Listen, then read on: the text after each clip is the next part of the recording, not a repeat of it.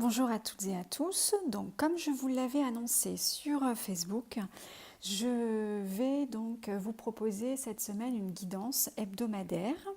Donc, j'ai choisi de la faire sur ce format. Je réfléchis à d'autres formats. Donc, il est possible qu'on essaye durant les prochaines semaines d'autres formats. Vous n'hésiterez surtout pas à me dire en commentaire ce que vous en pensez, si le format vous convient. Enfin voilà, n'hésitez pas à me faire part de votre avis, de vos commentaires. Donc je vais vous dire comment j'ai procédé cette semaine. Donc j'ai utilisé le Rider-Waite toujours, puisque j'adore ce jeu.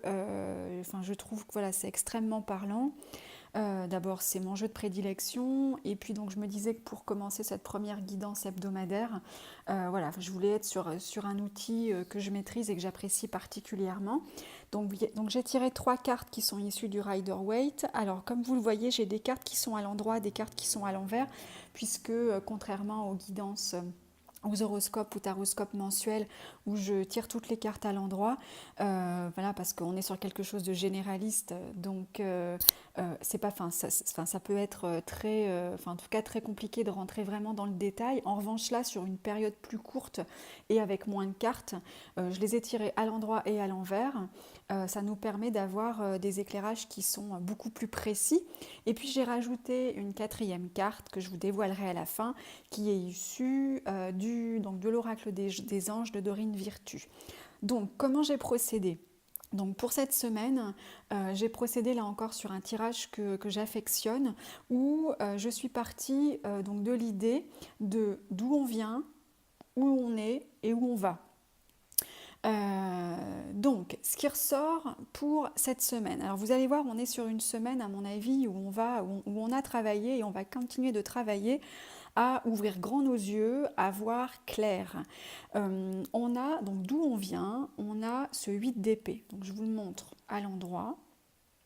Donc ce 8 d'épée, donc vous voyez cette femme qui est un petit peu ligotée, entourée d'épées et qui a un bandeau sur les yeux. Ce 8 d'épée va représenter ce qu'on appelle les croyances limitantes.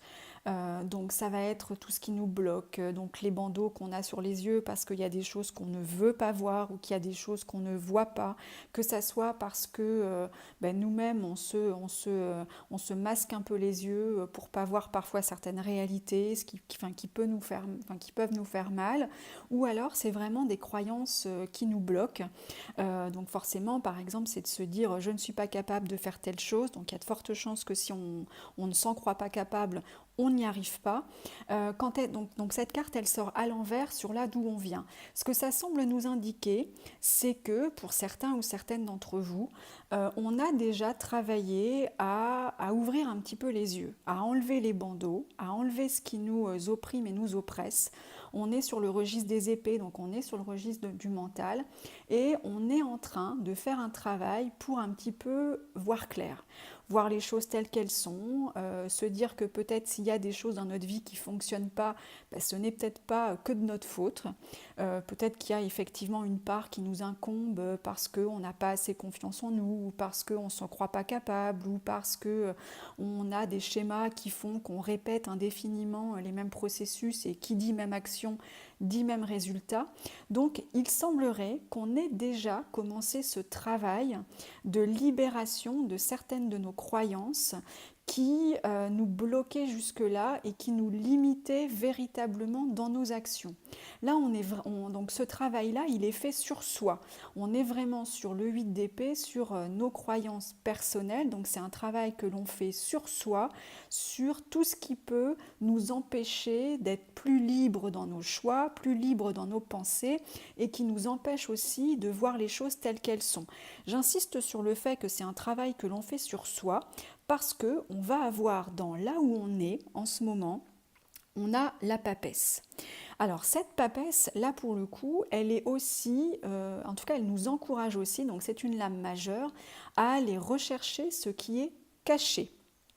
Donc la papesse, c'est l'enseignement, c'est le savoir, c'est les connaissances, mais c'est aussi, donc c'est pour ça que je disais que là on est sur un travail sur soi, et là on est plus, puisqu'on a ouvert les yeux, on va pouvoir regarder ce qui peut être caché autour de nous, ce qu'on ne voit pas forcément, ce qu'on ne voulait pas voir, parce que parfois il y a des choses, ça nous embête un petit peu de les voir.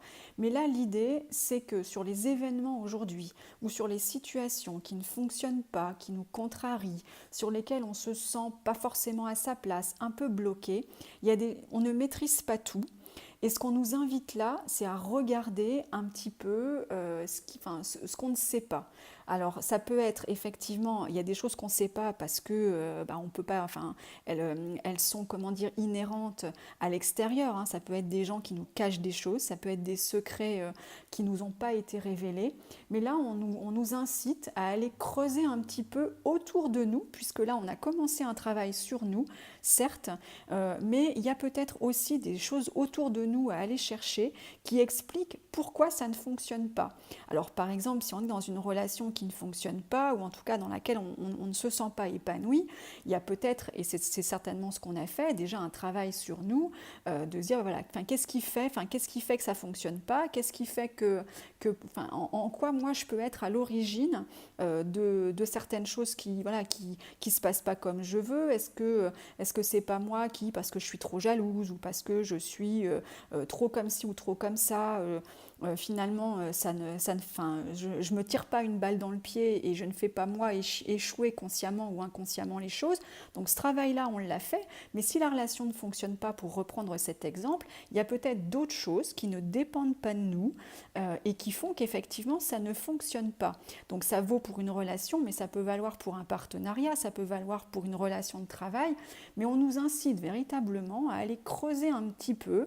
Alors ça peut être creusé en allant questionner autour de nous, et en tout cas en portant un regard un peu neuf sur ce qui nous entoure pour, là encore, essayer de débusquer ce qu'on n'aurait pas vu. La papesse, c'est aussi l'intuition, c'est aussi le ressenti, c'est aussi essayer, parce que parfois quand on cherche ou quand on a les yeux grands ouverts pour essayer de voir quelque chose, c'est pas non plus garanti qu'on le voit, mais parfois en laissant son esprit un petit peu, et on le reverra avec cette quatrième carte, en laissant son esprit un peu divaguer, ou en tout cas en étant ouvert à ce qu'on peut ressentir en termes d'émotion, en termes d'intuition, et bien parfois on est dans le vrai. D'ailleurs on est souvent dans le vrai si on écoute son intuition. Donc là on nous encourage vraiment, après ce travail plutôt d'introspection, à poursuivre ce travail, parce qu'on n'a pas encore découvert tous les éléments qui vont nous permettre par la suite d'éclairer certainement de nos relations. Puisqu'il semblerait qu'on soit sur le registre plutôt des relations avec ce 2 de coupe qui est aussi à l'envers. Je vous la montre à l'endroit. Donc le 2 de coupe représente donc les relations, donc le couple, représente le partage, représente les associations. Donc lorsque cette carte est à l'endroit, on est forcément sur une relation qui fonctionne bien, on est sur les relations équilibrées. On est dans l'échange où chacun va donner. Vous voyez, donc on a ces deux personnages où chacun en tout cas partage sa coupe. On est sur quelque chose d'équilibré. Il semblerait, alors ce que ce tirage semble nous indiquer, c'est que certainement que les choses que l'on va découvrir vont déséquilibrer, ou en tout cas nous ouvrir les yeux sur certaines de nos relations, sur certaines de nos associations. Donc là encore, ça peut être nos relations affectives, amicales, familiales ou encore professionnelles.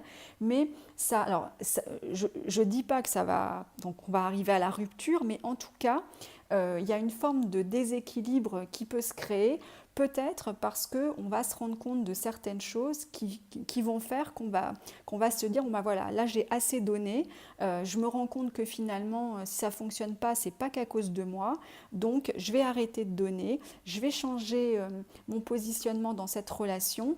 Il y a certaines choses apparemment que je dis vous, mais ça me concerne du coup pour moi aussi cette semaine.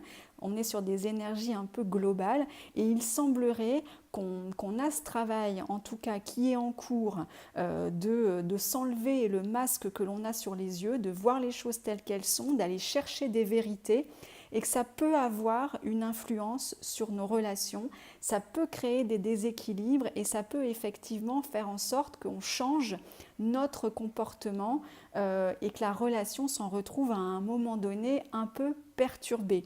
Alors, enfin, pour moi en tout cas, enfin voilà, enfin, ce que je veux vous dire, c'est qu'il ne faut pas que ça vous inquiète pour autant.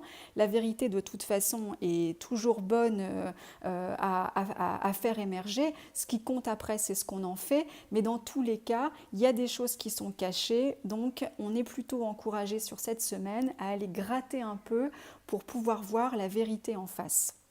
Donc on a en quatrième carte la carte de la rêverie. Donc je vous lis le message. Vous recevrez et entendrez plus facilement nos messages si vous vous laissez aller régulièrement à la rêverie. Relaxez-vous et accueillez vos pensées sans les diriger. Notez seulement les sensations, les images ou les idées qui vous traversent l'esprit comme si vous regardiez un film. Vous êtes au siège de la créativité.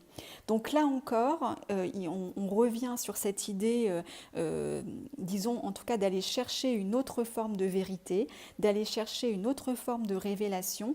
Il semble que cette semaine, on ait des choses à découvrir, on ait des événements ou des éléments à faire émerger.